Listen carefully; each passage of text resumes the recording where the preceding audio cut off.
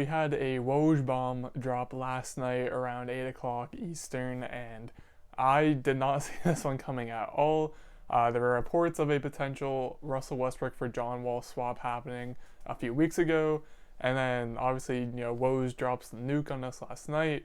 Apparently, it also gets reported that the GMs, Shepard for the Wizards and Stone for the Rockets, apparently they hadn't even talked about this trade since it was last brought up in the NBA media world.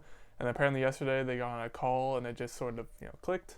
And now John Wall is in Houston and Russell Westbrook is in Washington. And I completely understand how everyone is saying that this was a lateral move for both franchises, but I think it does go a bit deeper than that. And I don't necessarily think that there was a winner per se, at least right now from this trade. I definitely think we could see one in the future. One point I did want to say, or just get out of the way from the start, is that Russell Westbrook is a better player than John Wall is. There's a reason why the Wizards had to add on a pick, a future first round pick, no matter how protected it may be, because it is a pretty protected pick. It's lottery protected, and I want to say it's like top 12 and then top 10 or something like that. But there is a reason why the Wizards had to add a pick onto John Wall, and that's because Russell Westbrook could easily still be, like an all NBA third team level player, maybe even a second team if he really does have a great season. But, he's still really up there in those ranks. He can still give you, 25, 7, and 7 a night for a whole season. Whereas John Wall, he hasn't been completely healthy in like 3-4 seasons. He's coming off an Achilles injury. I have no doubts that John Wall is still going to be a starter caliber player, but I do think that we have to hold back some judgment until we can actually see John Wall on the court. Now, when it comes to the Rockets side of things, I do find it very interesting how a lot of people are saying that this move, along with the earlier Robert Covington trade, indicates that James Harden will also be on the move soon, but I'm not sure if that's quite the case, because reports also came out after the trade happened last night that John Wall was a player that James Harden wanted to come to Houston and wanted to play with on his team. I don't know if that necessarily meant he wanted John Wall over Russell Westbrook, but this is, James Harden. He's done this in the past. He wanted to play with Chris Paul. He originally wanted to play with Russell Westbrook, and now we see him wanting to play with John Wall instead.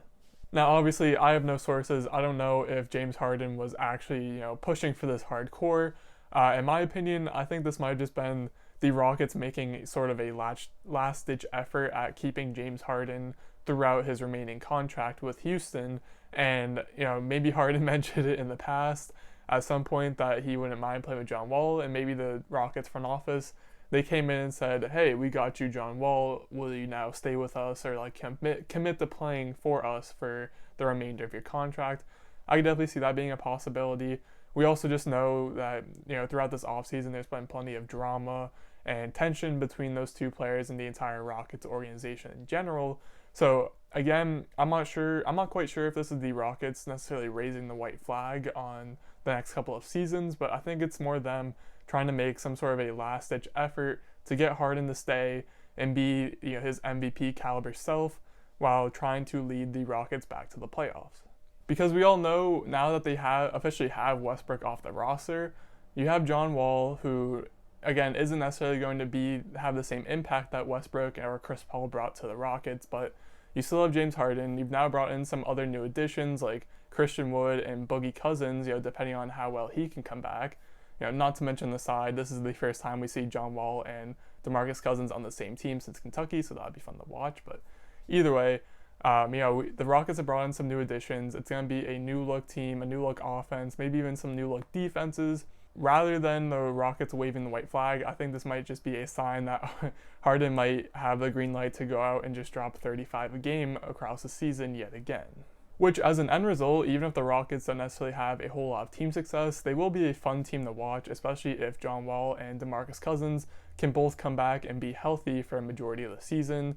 Just adding them in with James Harden, that's going to be a fun offense to watch. Could be a fun team to watch, and could even be a good team. We don't know yet. We'll have to wait and see. Now, looking at this from the Wizards side of things. Now, again, that first round pick that you gave up with John Wall isn't necessarily going to be, a backbreaker and as the years go on and, down the line. But I am just a little curious as to how GM Shepard said that John Wall was not in any trade talks, and the thought of him being traded was just completely wrong. Then just a week later, we see him now being shipped off to Houston for Russell Westbrook, and I know a lot of people are saying that this move doesn't make sense for the Wizards, and while it's definitely not, in my opinion, the best thing they could have done, I think there is some evidence to say that this was a move in the right direction for the Washington Wizards. I personally know I've been raving about how this young Wizards team should have some, light at the end of the tunnel, and they've been progressing well over the past couple of seasons. They have younger guys like Thomas Bryant, Rui Hachimura, Troy Brown. They still have Bradley Beal, who's signed for the next 4 or 5 years. So they definitely have a good young core that's currently on roster, and they have foundational pieces that they can build off of. Now, in my opinion, if I'm building a team, you acquire young talent, and then after that, your next goal should be to get them playoff experience and just get to the playoffs in general. We saw my Celtics did that with Tatum and Brown and their young core. Their next goal is to get into the playoffs, not necessarily acquire more young assets. And to help them do that, they brought in guys like Kyrie Irving, Gordon Hayward, Kemba Walker to help them reach the playoffs and get them that experience. And I think this is a similar type move that the Washington Wizards might be making by bringing in someone like Russell Westbrook. Although the contract is very large and will be holding up most of their cap over the next couple of seasons while he's still on their payroll, Westbrook is definitely a better player than John Wall, and for at least this season and potentially even the next season and maybe even the year after that, this is going to be Russell Westbrook's team, even though there is a lot of good young talent around him. This is clearly, he's going to be the number one option. This is what Russell Westbrook wanted. Actually, I shouldn't say that he's definitely going to be the number one option, because I think Bradley Beal might be a better number one option, but you get what I'm saying. This is Russell Westbrook. He's going to, at worst, co-own this team while on the court with Bradley Beal. It's going to be those two guys are the top tier, and then it goes on from there. So they bring in Russell Westbrook to match with Bradley Beal, help get these young guys some playoff experience, which I think is all they're looking for at this point. If the Wizards do play their cards right and are able to eventually push for a championship or even just push to be a true contender, by that point, Russell Westbrook's going to be off the payroll, maybe on a different team, maybe out of the league, who knows, but Russell Westbrook definitely isn't in their future plans, so they're just bringing him on to help give the team a win now boost that can help them just reach the playoffs and, like I said, get some more experience for the younger guys. Not to mention that this Washington Wizards team was very low-key, one of the better offenses in the league last year. You have guys like Bradley Beal, who's a pure bucket and can give you 30 a night. You have Davis Bertans, who can shoot from almost anywhere in the half court. You have Thomas Bryant, who's an up-and-coming scoring big. And then you also have Troy Brown off the bench, who in the bubble showed that he can be a good six-man scorer. And it might be safe to say, I haven't really gone back and checked, to be completely honest with you guys, but this might be one of the better offenses, or at least supporting cast in terms of offense that Russell Westbrook has played on. So that could even help unlock Russell Westbrook to not have as much pressure on him and be able to just play in the flow of the game a little more, which could help any basketball player in any situation. I know personally, after this trade was completed, I bumped up the Washington Wizards in terms of where I think they're going to finish, barring any injuries to anyone in the league.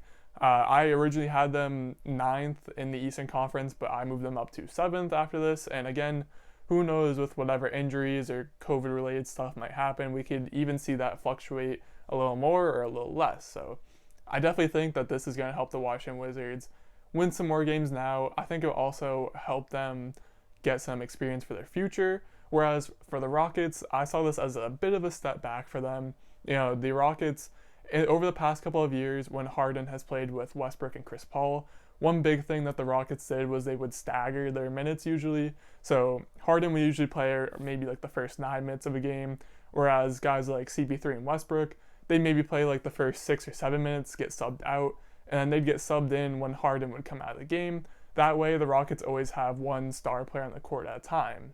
Now that they have John Wall, I would assume it's going to be John Wall that takes over that role as the leader of the second unit when Harden's on the court.